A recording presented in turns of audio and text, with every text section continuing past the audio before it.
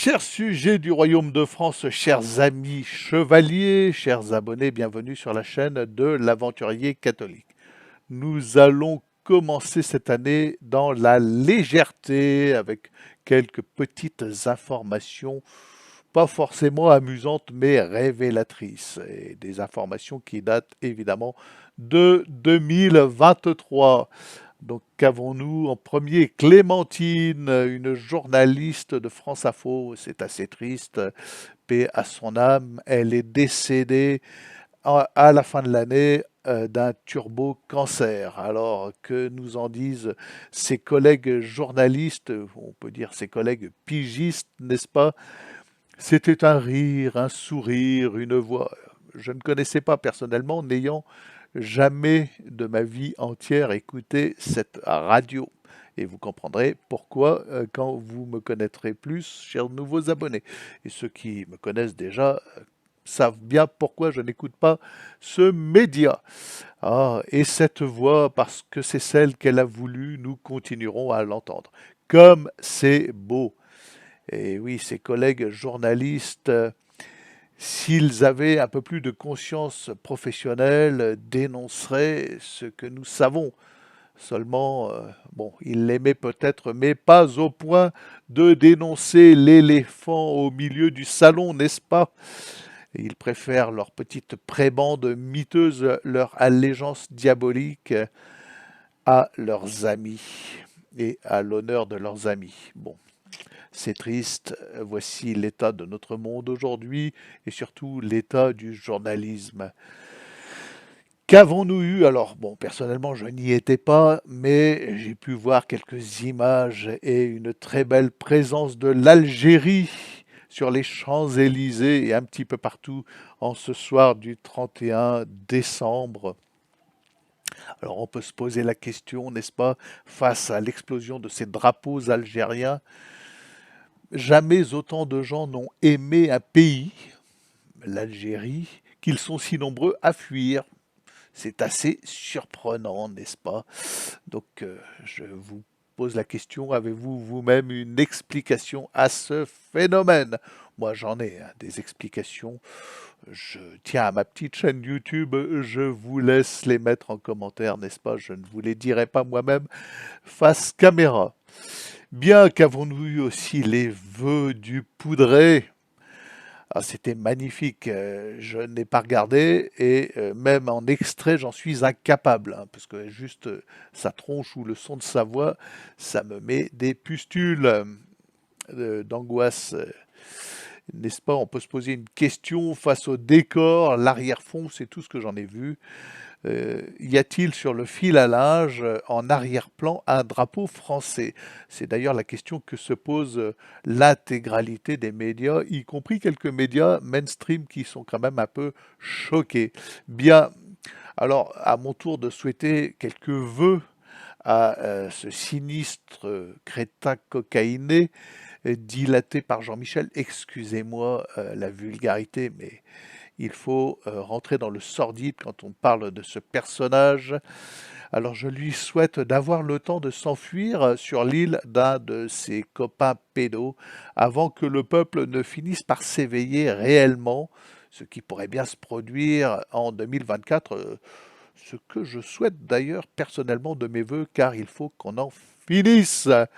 Voilà, avant que le peuple ne se révolte et vienne le chercher physiquement pour le juger et le punir comme il se doit.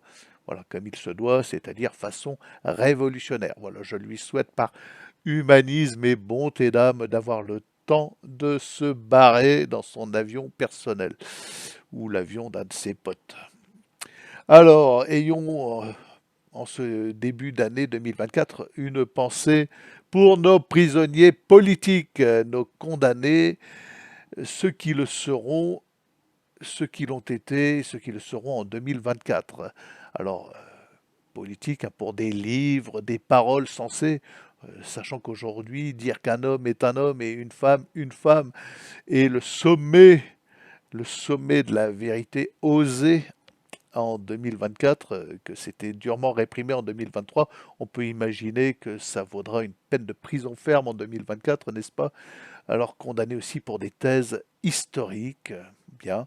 Alors qui avons-nous eu en prison en 2023? Hervé Ryssen, évidemment, pour avoir écrit des livres qui d'ailleurs n'ont jamais été attaqués pour ce qu'ils contiennent, car ils ne contiennent que des citations de la communauté viking. Alors vous remplacerez évidemment viking par la communauté que vous connaissez et qu'on ne peut nommer sous peine de poursuite, n'est-ce pas?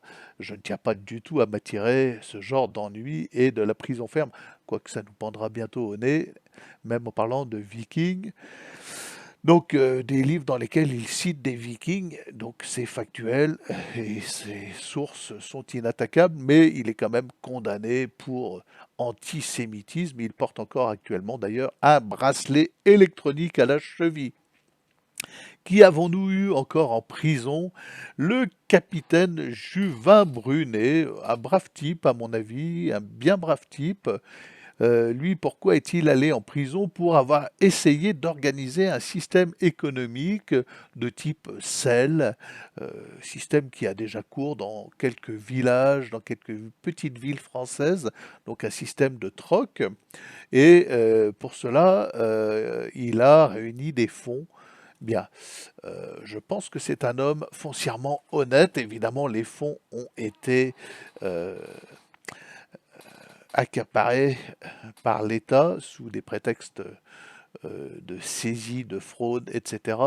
Je ne suis pas certain que ceux qui ont donné de l'argent reverront leur argent. En l'occurrence, là, le voleur, eh bien oui, c'est pas le capitaine Juvin Brunet, c'est bien l'État. Mais bon, ça, c'est un autre problème.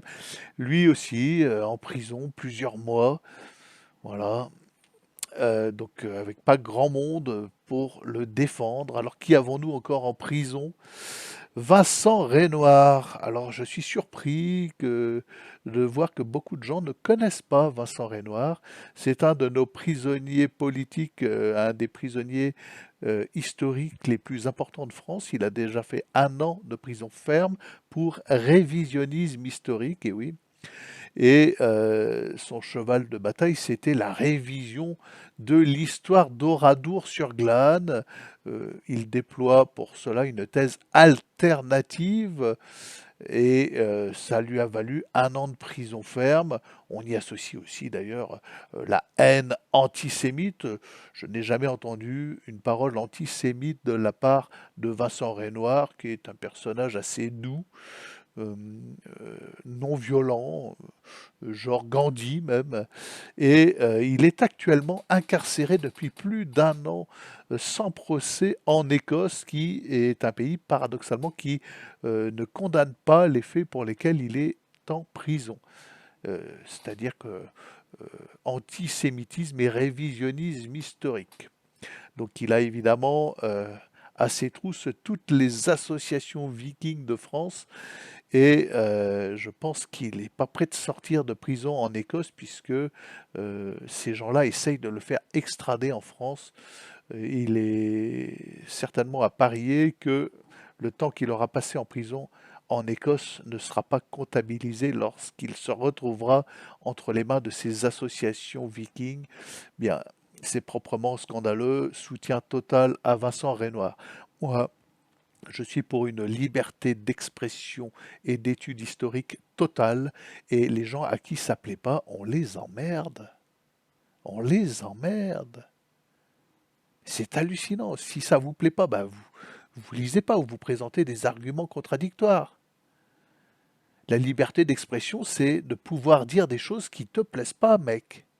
Qui te plaisent pas. Et envoyer des gens en prison parce que des choses dites ne t'ont pas plu, remettons en question.